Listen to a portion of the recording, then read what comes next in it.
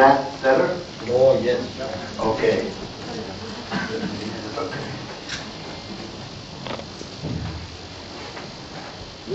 Okay, is that better? Good. So the first story is about economic theory and how it has changed in the United States through my own life.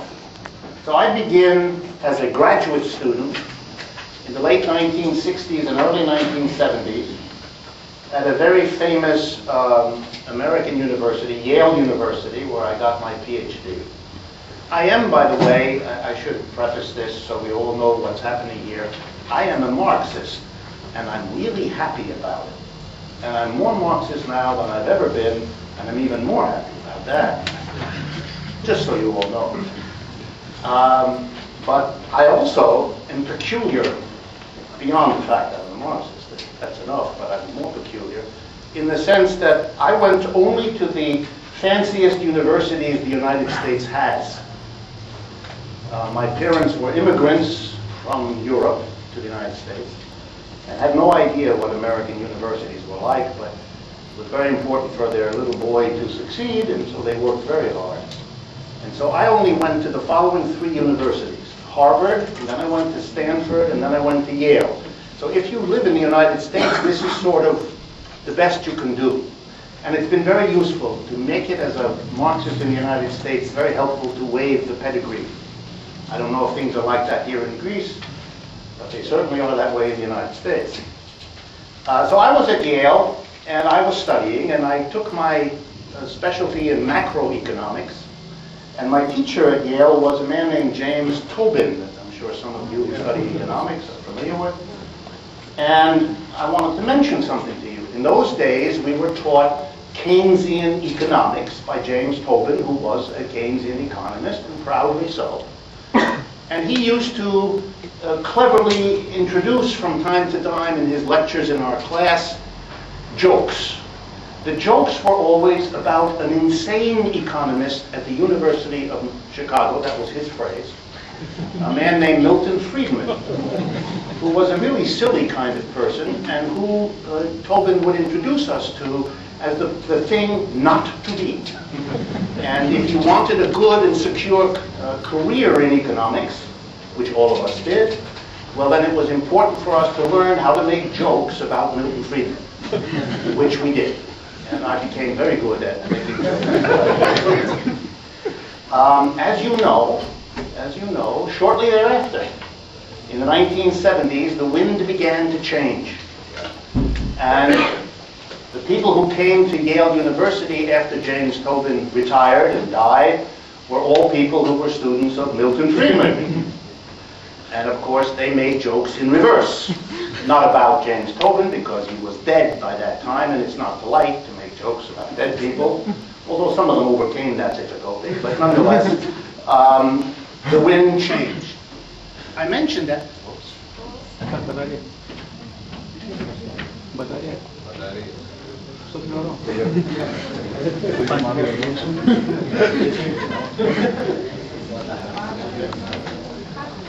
It's not me.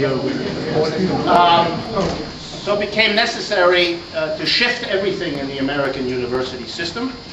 And for 25, 30 years, everybody was a Friedmanite, neoclassical. We learned to believe that markets are unbelievably magical mechanisms for achieving optimal equilibrium. I'm using the language because the language is loaded with meaning, much more meaning in the words chosen than in the concepts themselves. And then I want to bring this story to an end by telling you that the wind is changing again. And now young people in the university, including those that I teach and give seminars to, are having the same crisis that they had 25 years ago, because if you're a young person looking to make a career in economics, being a neoclassical is no longer the ticket. The wind has shifted and it's become chic to become a Keynesian again. Maybe not to use the label, but basically that's what it is. So I'm only telling you the story so you're clear that there's nothing fixed about these things. They change in our lifetimes, And for those of you that may be economics students, especially if you're young, be very careful before you take seriously anyone's proposal to you that what you need to learn is neoclassical economics in the traditional form. This could be a major career mistake. My second story. Having told you that I'm a Marxian economist, you might wonder how I function in the United States. Well, besides having the pedigree that has enabled me to be a professor, and some of you in this room have been students of mine in the United States, I'm glad that you came again, I wanted to tell you something that might surprise you. I've been a politically active person all of my life, including in the 1960s when the movement in the United States against the Vietnam War was the political mode of action. And I must tell you that in the last 14, 15 months, I have had more opportunities to speak and explain my arguments in the United States than I had in the rest of my lifetime combined. There has been a fundamental shift in the ideological life of the United States, about which you will not hear much, which is why I'm telling you this story, but you should be aware of it. I speak on the radio or television in the United States 2 to 3 times a week for a year and a half. I go to every corner of the United States and give speeches, not at my initiative, but people bring me there. I never hide that I'm a Marxist. I talk about why I think capitalism, to use a very technical term that we use in the United States, sucks. That's what.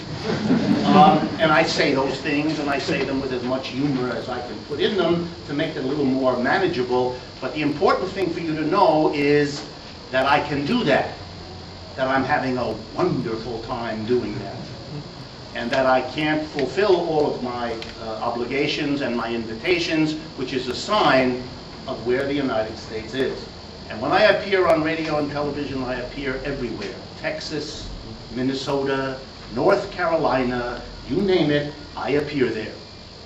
And that's a sign of something that has nothing to do with me. It has to do with the interest in a perspective that capitalism doesn't look so good. And so the critics of capitalism suddenly are interesting for people to listen to. Do they agree with me? No, not yet. But I am part of the conversation in the United States, and that's a new experience for someone like me. Third story. I want you to be aware also that the United States is a place where a kind of austerity is being imposed. Not the way you have it here. It's different there for lots of reasons, different ways, but an austerity. But I want you to also be aware what that austerity is and how Americans are reacting differently to it. And the way to explain this is the following.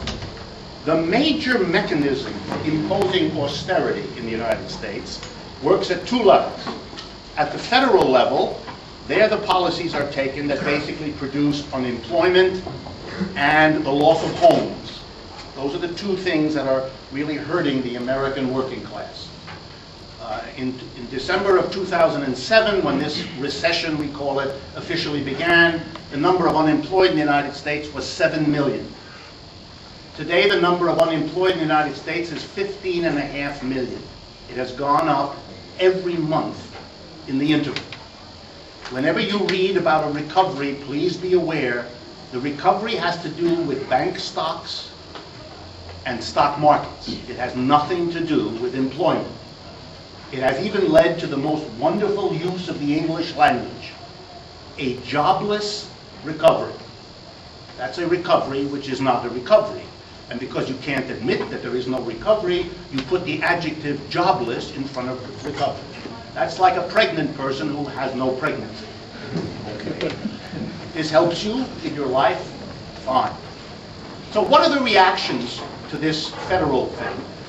And one of the most important, and another kind of austerity imposed on people, is not imposed by the federal government, but by the state governments. In each of the 50 states of the United States, there is a fiscal crisis. Because of the unemployment, because of people losing their homes because they can't make up their payments, the revenues of all 50 states have collapsed. And so for each state,